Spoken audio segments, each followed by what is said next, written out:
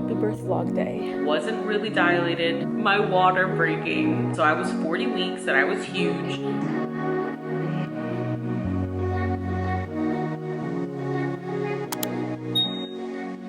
What is up, you guys? Welcome back to my channel. For those of you who are new here, my name is Shy and welcome to the birth story vlog. How I found that I was pregnant, what happened, all the tea, everything. This is gonna be a very long video. If you see me looking down at my phone, it's just because I've written down everything so I don't go all over the place. Grab your emotional support water bottle, grab a nice coffee, grab a drink. We're about to talk and spill some tea and have a little girl chat.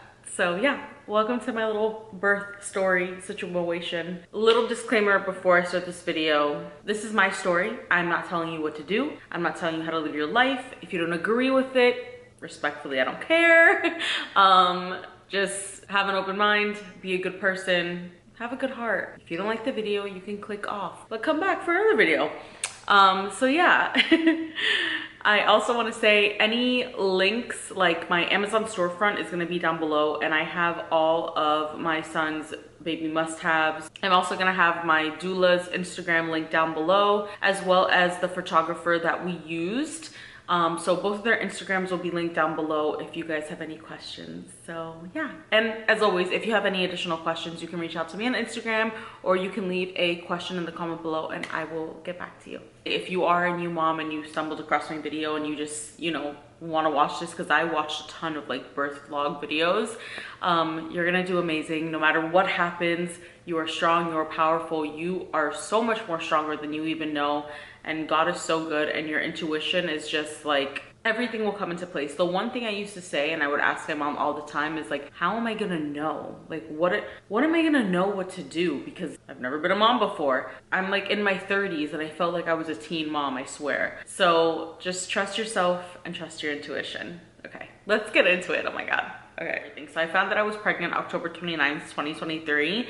It was completely unexpected. I was on birth control. I've been very transparent on my channel. I have PCOS, Hashimoto's, and IIH. It's crazy. I don't know how this happened, but it happened. Well, I know how it happened, but you know what I mean. I only took the pregnancy test because we had just come back from Oklahoma. It was such a great trip. My boyfriend's brother was graduating from the army and my mood swings were just all over the place. I was so angry at my boyfriend. Everything he was doing was just annoying me. And I was like, let me just take it just because. Mind you, during the trip, I had my period, or so I thought I had my period. It turns out it's just called implantation bleeding.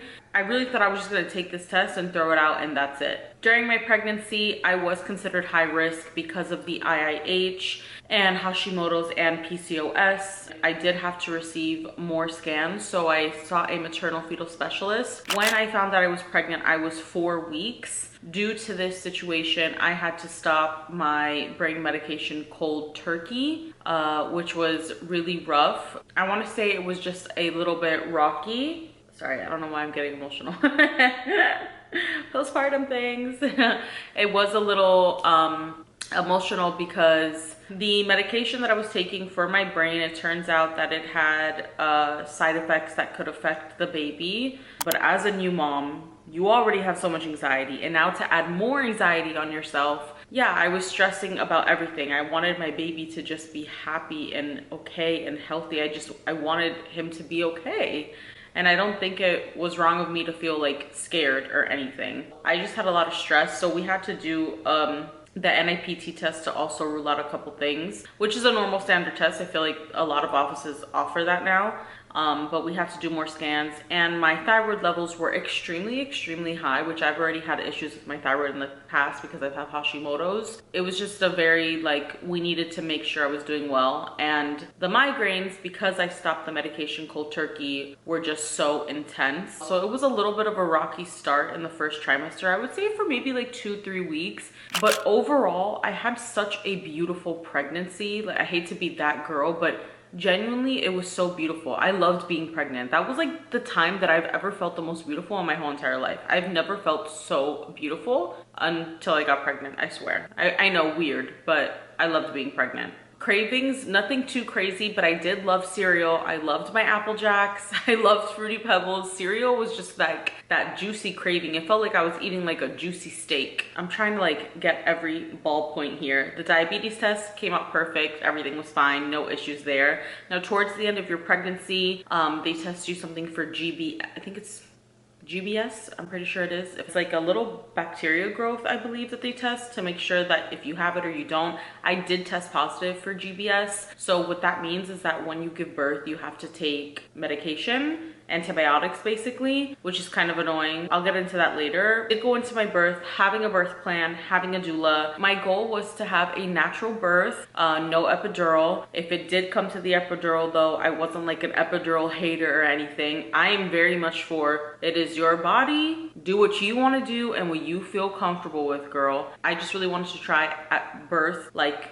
without the epidural, also because I am like deathly afraid of needles. So I was like, I am going to try my very hardest. So yeah, I do think having a doula is awesome, having that extra support person. I will also say that my mom and my boyfriend were there, and my mom definitely was so amazing. If you do have your mom for the birth of your child or even like your significant other, one of the things I do recommend is sending them videos on like breathing techniques. I'll list a couple of videos actually down below on the ones I sent to my mom and my boyfriend, because I swear my mom almost became like another mini doula. She was so good. Like the way she used her words, spoke when I couldn't speak, just like so good. And my boyfriend, like just knowing certain positions and like how to touch me so I feel comfortable, and it was such a huge help. And I think that the people you bring around your environment when you are giving birth, it's so important, because remember, you're going to be feeling so many different things.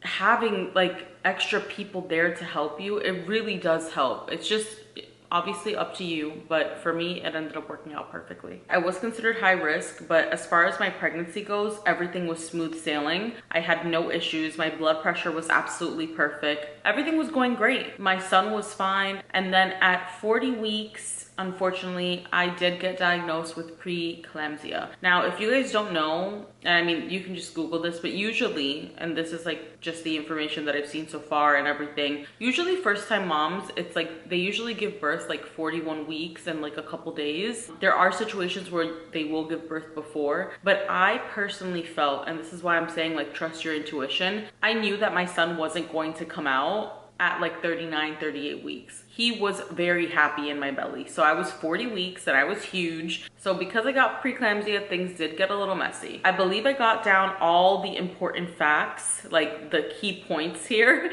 So I'm gonna get into the actual like birth story situation of when I got into the hospital and all of the things. Just to backtrack a little bit, when I reached 37 weeks, I went into my maternal fetal specialist appointment where they went ahead and they measure the baby and everything and see how he's doing. He was doing great. My blood pressure and everything was fine. But at 37 weeks, he was measuring 9 pounds and 6 ounces, which it's pretty big. Now, I know women have birthed huge babies and everything, but obviously with it being modern medicine and everything, they were definitely alarmed because I was 37 weeks. I wasn't really dilated at all. I was definitely experiencing Braxton Hicks though a lot, and there was times where I had to like catch myself and be like, okay, is this it? And it definitely wasn't it, because I would have water or eat something and it would be over with. They were already talking about induction, which means inducing me because my baby was so big, and I was very much against that. Like I said, my intuition, my heart was telling me my son was not that big. Take that obviously with a grain of salt. You can Google this. Scans, like when they measure and weigh the baby and stuff like that, some of those things can be like 50-50. It's not 100% accurate. Obviously do your own research, and again, this is just my story. Girl, I just knew he was not 9 pounds and 6 ounces. I just knew it. I felt it in my soul. And I just want to say, ultimately, I was right. Anyways, I'll get into that. After the doctor and I were going back and forth about like scheduling induction, I stood strong with my thoughts, and I was like, no, I will not be scheduling an induction. He will be fine and everything is going to be fine. It's okay for you to have your own voice and disagree with the doctor. And again, take that with a grain of salt. If you don't want to do that, that's fine. but that is what I did, and I'm glad I did. So now with that being said, I'm 40 weeks. So the day of this appointment, it's so funny. I had so much just like stress and anxiety, stress from work, anxiety because we were getting closer, and I did not want to go to this appointment. Keep in mind, I go to my OBGYN, but I also go to my maternal fetal specialist. So my plan was I'm going to go to the maternal fetal specialist appointment, but I'm not going to go to my OBGYN appointment because I just felt like there was no point in seeing both. Because at the OBGYN office, all they were doing is taking my blood pressure, which they already do in the maternal fetal specialist appointment, ask me how I'm doing, and then I leave. It's like they just wanted to double charge my insurance, but that's a whole other topic for a whole other day. They're both in the same building, both on the same floor. So I literally get stopped in the hallway and they're like, where are you going? Your appointment's right here. And I'm like, okay. So I went, and I'm already, like I said, I'm stressed from work and everything at this OBGYN appointment. So my mood wasn't the best, and they went ahead and they took my blood pressure, and it was a little bit high. If I'm remembering correctly, I think it was just like 10 points higher. It wasn't anything too crazy, but it was high. So then I was like, what do you mean it's high? I literally stripped, I took off my shirt, and I was like, run it again, like do it again, you're wrong. Obviously it went a little higher because like I'm already like angry, like I feel the blood boiling and rising within my soul because like I already didn't want to be there. With the blood pressure being high, they were telling me, look, you're 40 weeks, you know, your baby's already like done cooking. Like, yes, we can go to 41 weeks and 5 days, but you know, if he's ready to come or if something's wrong, like we need to see what's going on because your blood pressure is high, and that could be a sign of preeclampsia. I do want to also say that when I got to 34 weeks, I was experiencing pain on my side, and I did have swelling from time to time, not a lot, and I was getting like stiff hands. Keep in mind, I do work on a computer all day, so I literally just assumed that it was carpal tunnel. Basically, it was just that, and it's very normal for girls to get carpal tunnel in the pregnancy and to have swollen stuff. So I had told my doctor all of this, and everything was fine. Like, she did not seem worried. Looking back on it now, I probably did show the signs of preeclampsia from way before, but it didn't go noticed, I'm assuming, till now because of the high blood pressure. I was going back and forth with the doctor because they wanted me to go to the hospital and check in, kind of like as an emergency situation. Again, if you are watching this, I cannot stress this enough, you don't have to do what I do, and I'm not like advocating for you to do this. All I literally want to say is just like, you know, trust your intuition and follow your gut. You do what you need to do. I know what I'm about to say might be like, girl, you're crazy to some people, and that's fine, but I'm glad I still stand by my choices. So they wanted me to go to the hospital, and I was like, okay, yeah, sure, we'll go to the hospital. Sure, yeah. I did not go to the hospital. I went home. My mom came, we got her blood pressure monitor, and we monitored my blood pressure here at home. And as soon as I got home, my blood pressure was normal. We monitored it every 2 hours, and it was perfectly fine. There was nothing wrong. Keep in mind, when I was in the doctor's office, because I was going back and forth with the doctor and I was already getting so angry, my blood pressure was rising. Yes, because I was crying because you guys are telling me I need to do something when I'm telling you, like, can we just take a beat? I just felt like they were very much trying. And the person that was attending me, I do want to make clear, she specifically wasn't my OBGYN. She was one of like the nurse practitioners who was very nice and everything, but she was very adamant on getting me into the hospital. And I was very adamant of, let me go home, let me just collect my thoughts. My blood pressure is obviously spiking right now because I'm crying and you're taking my blood pressure. So obviously it's gonna be high, you know? Like, can we just stop and think for a second? Anyways, I go home, my blood pressure is perfectly fine. Around 2 o'clock in the morning, my OBGYN calls me and she's like, I'm at the hospital because I wanted to check in on you and you're not here.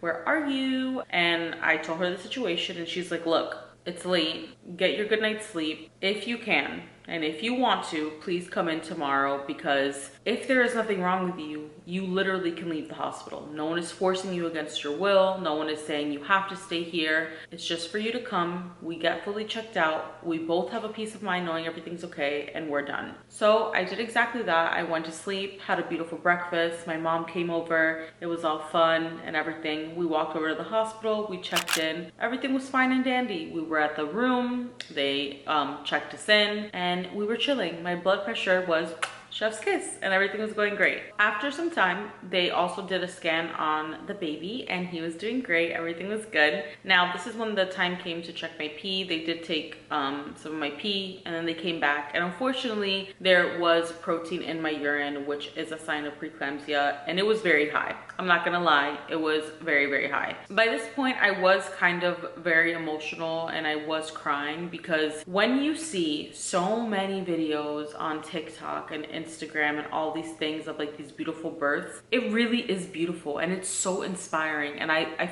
freaking love those videos. But you start to realize that sometimes, like, okay, maybe your situation maybe won't be like that.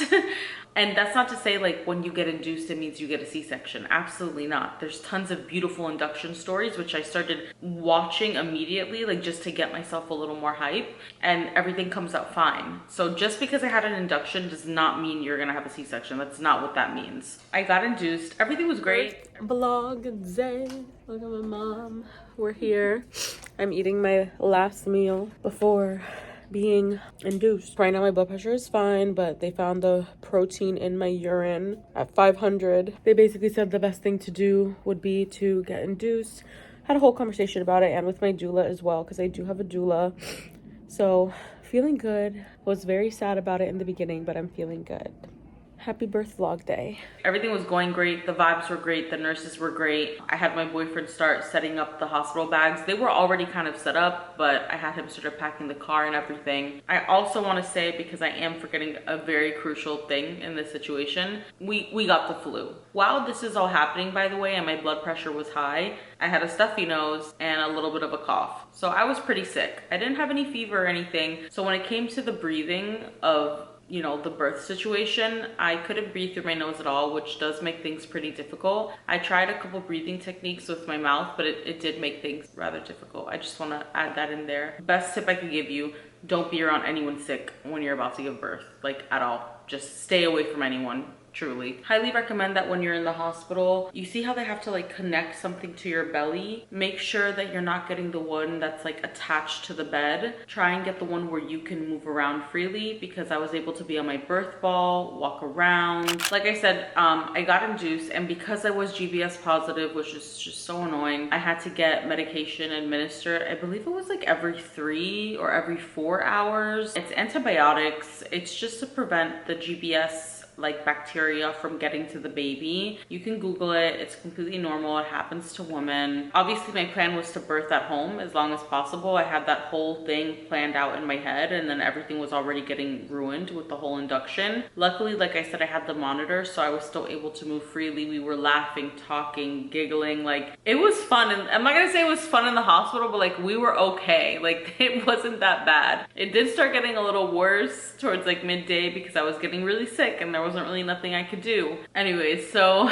as the time progresses and everything, I'm reaching, I'm already at 5 centimeters. So the contractions are definitely building up and everything. I'm breathing, everything's going good. Honestly, what was really annoying and painful, I will say now, is if you do test GBS positive, the antibiotics that were administered, they kind of burn your arm, and they do tell you that, and it's true, it does burn. As far as the contractions, I really wish like my boyfriend and I were not sick. You know, he was struggling too, so my mom took over and a couple things. Like, they were very much flipping back and forth to like rub my back, you know, keep me in good spirits and everything, but we were both kind of struggling. Women are such warriors, so I know my body was capable of doing this. I had like there was no doubt that I couldn't do it. The not being able to breathe properly really like was starting to get to me. So I got the epidural done. It wasn't horrible. They did ask my mom and my boyfriend to leave, and the nurse was just there. She was absolutely amazing. She held me so well and walked me through every single step, so I knew exactly what was happening. I'm not gonna say it didn't hurt, but I think you definitely psych yourself out more than what it really is. Now you have like a button that you push to administer like the medication. After some time had passed, she would ask me like, oh, do you feel anything? And I'm like, I'm still feeling the contractions. And she's like, you still feel them? And she's like, okay, well just push the button and you won't feel them and blah, blah, blah. I mean, time was passing and I still felt the contractions. The epidural only hit one side of my body and not the whole thing, because I was still feeling all the contractions on the other half of my body. So this can happen sometimes. It does not mean it's gonna happen to you. But essentially the epidural didn't really take and it only got half of my body. So that's what happened, and that was crazy. At this point, we're like 16 hours in and I'm still being stuck at 5 centimeters, and it's been like that for about 16 hours. Everything was progressing really fast. Like I was moving well and my contractions were going good, and we reached 5 centimeters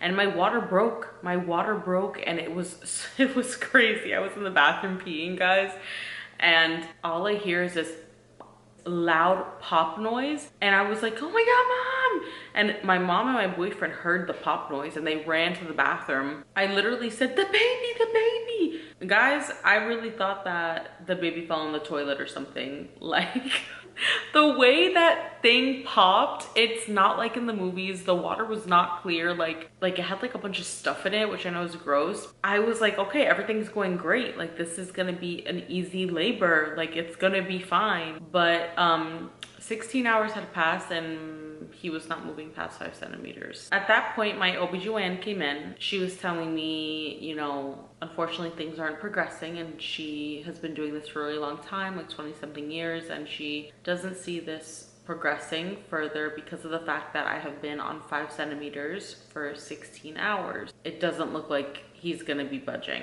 I'm not gonna say we were arguing, but we definitely were going back and forth, because I was basically essentially saying like, this doesn't make any sense. There's women that birth for like 30 hours and I'm not just gonna give up because you wanna just cut me open. She was like, if I was at least 7 centimeters or even like 6 centimeters going up, we could birth for another like 3 days. She has no problems. It wasn't nothing about that, but it was the fact that I was stuck on 5 centimeters. It was like a little close to 6, but barely. So she was like, I think we should schedule the C-section in a couple hours. And I was like, well, I'm gonna wait till tomorrow to see how things go. She wasn't necessarily combating me about this, because like I said, we did have like a long convo. My mom had even kicked like everyone out of the room, including herself, to let my boyfriend and I talk about this, and we also prayed about it. I didn't want to be scared or pushed into a situation. I wanted the decision to come from me, knowing that it's my choice. I'm glad that my mom did that, because there was so much information being spewed at me that my boyfriend and I really had to just like take a beat, ignore everyone else, and decide what was best for us. I had decided then and there, okay, we're gonna wait till the next day to have him. Now the doctor did come back and did tell me like, look, this is not my medical advice. I really think you should do this instead. And I was like, okay, that's fine, that's fair. So she's like, I'm gonna support you. You do this, but I do need you to like at least sign this document saying like, I told you this is what we should do and you are deciding to do otherwise. And I told her that's totally fair, and it's true, it was like, she's telling me to do something and I'm wanting to do something else. She wanted to basically have a C-section in a couple hours so it doesn't end up in an emergency situation. I was saying, no, I want to do the next day. As things like calm down and everything, my boyfriend and I are in the room and we're praying, and I hear like a beeping noise that I did not hear in the monitors before. I was much calmer already at this point. We were also trying different positions in the bed.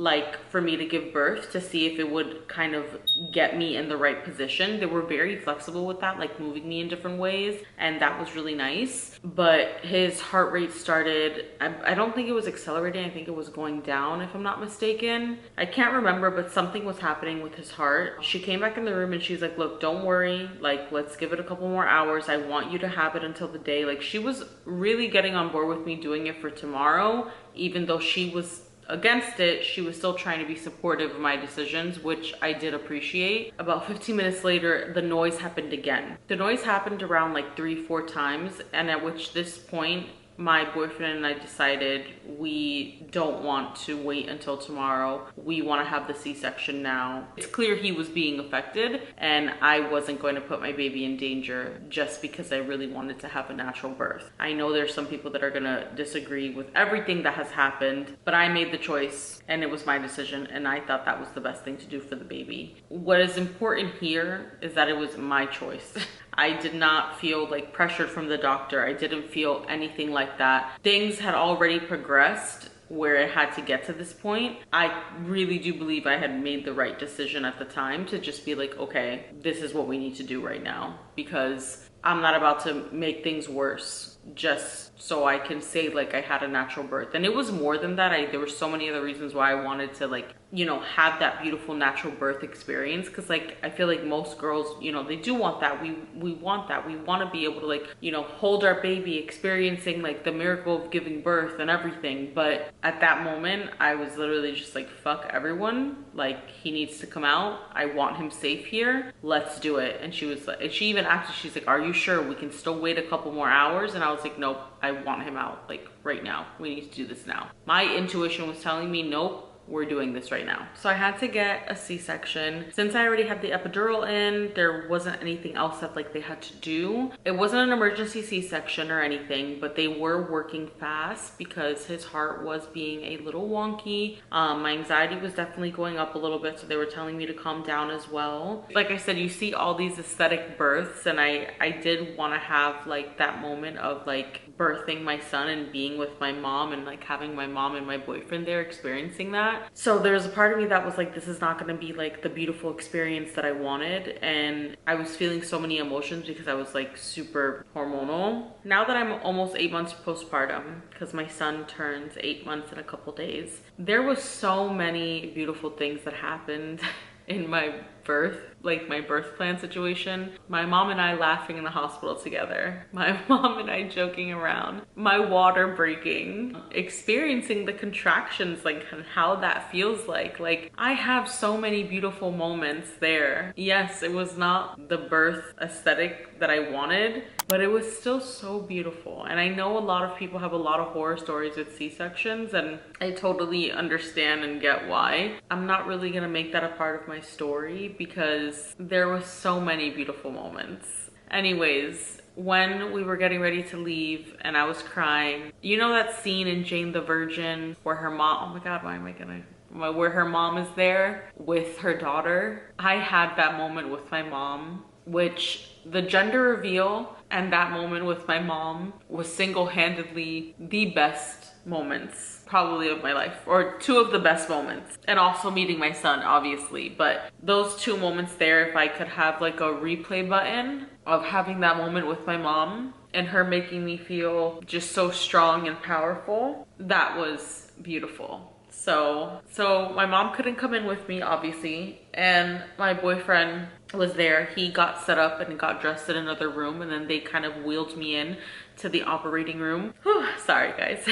When I got into the operating room, you kind of are like spread out like this. It's so funny. They're talking you and walking through all of it. I had a nurse there. I wish I could remember some of these nurses' names. That's the one thing I do regret. I did do gift baskets for the nurses, by the way, like for the delivery people and everything. So that was really nice. I'll put my TikTok here. Next time I'm gonna do 2 baskets though, at least for me. I did not feel anyone cutting me open. I felt a lot of like tugging, thick motions, I want to say. But when they actually took my son out, it almost felt like, you know, when a fire hydrant is pushing out water, it felt like water was being pushed out of me. I don't even know how to explain it, but that's the best way I can describe it. When he came out, oh my God, his little cry, I could hear it. Again, I'm like this and there's like a curtain. My boyfriend was there and I had turned to the side because when I was under the anesthesia, I got the shakes. I was extremely shaky, which is normal. I'm looking at him on my side and I'm seeing his little feet and his little hands. And I'm like, how does he look? How does he look? And the first thing my boyfriend says, he says, he looks like your mom. I was like, what? And all the nurses were in the room laughing. But I remember when they pulled him out, they were like, oh my God, he's so big, he's so big. His eyes are open, his eyes are open. And then one of the nurses are like, his eyes are blue, his eyes are blue. And I'm like, what? I'm like, how are his eyes blue? Like, what are you even talking about? It was just crazy. And I'm just there like smiling and crying, and I'm like looking at my boyfriend. They did the delayed cord clamping and they're just doing other things there, and then he finally cut the cord and he's with our son, and he's so long and he's just so cute. And I didn't, like I said, I haven't held him yet because they're stitching you up and everything. They did bring me close to his little face and they were taking pictures of us, and they were very like, do you want pictures? Do you want this? Like, they were very much trying to make everything special for us, and it was very beautiful. Seeing my boyfriend like hold our son for the first time, it was just so crazy, like literally just insane. Like the joy that it brought me seeing him hold our son for the first time is just another moment where I'm just like, this is crazy. Like, this is such a beautiful scenario. So my son was born on July 4th. My due date was July 3rd and he was born on July 4th. He's literally perfect. I love him so much. A couple key points here just before we end the video because I know it's so long already. I'm not gonna put the picture because you can see like my belly and everything, but when he did come out, the side of his head was very out there because you could see where he was trying to push and he just wouldn't come out. Poor thing, he was so stuck. I remember my boyfriend said, that's my boyfriend right now, when my boyfriend saw him being lifted up, the first thing he did was like stretch super loud. Like he just did like the biggest stretch. Hi, hello. So in regards to recovery for the C-section, I didn't take any heavy painkillers. All I did was take like the ibuprofen because I did start breastfeeding immediately. You do have to pee and poop within a certain amount of time. So the first pee was definitely a little scary. The first poop was even scarier, but I ended up doing just fine because they give you stool softeners throughout the day. When it came to coming back home though, and we were here, I did sleep on the couch. I did not sleep in my bed for I think about, I want to say 2 weeks. So we all slept in the living room because it was much easier for me to get up and move around and just be more comfortable. So the C-section recovery was a little bit more intense. Also, my scar, for some reason, the middle part of it just wasn't healing quite properly. So after the 8 weeks where I did want to start like working out and moving my body, I had to take a little bit of a longer break because it wasn't healing properly. And it wasn't anything that my OBGYN did or anything. It's just that certain skin does that. Now it's healed properly. Now I'm all good, but it did take a little bit longer than normal. That's overall literally my birth story. I'm trying to remember if I'm forgetting anything else because I know I talked a whole bunch in this video. I think my pregnancy was beautiful. I still think my birth was beautiful. If we do have another one, I am going to try for a VBAC, which is vaginal birth after cesarean, because I still want to try. If I do ultimately get a C-section though, it really doesn't bother me anymore. You know, I gave birth to my son. I know it was beautiful, even though maybe to others it doesn't seem that way. I hope that if you are pregnant and you are watching this, just like I said, keep a positive mindset, trust your intuition, trust in God, because you totally got this. Thank you guys for watching. I know this was a very long video. By the way, my son was born on July 4th. I forgot to say that. So my son was born on July 4th and his name is Atlas. I definitely will bring him into the channel soon. He's playing over there in his little activity center, so I'm not gonna bring him in now, but he is amazing. He's perfect and I love being a mom. That's him right now. I can't wait for the next video. I hope you guys are liking all the new content, and don't forget to follow me on Instagram and TikTok, and I will see you in the next one. Bye.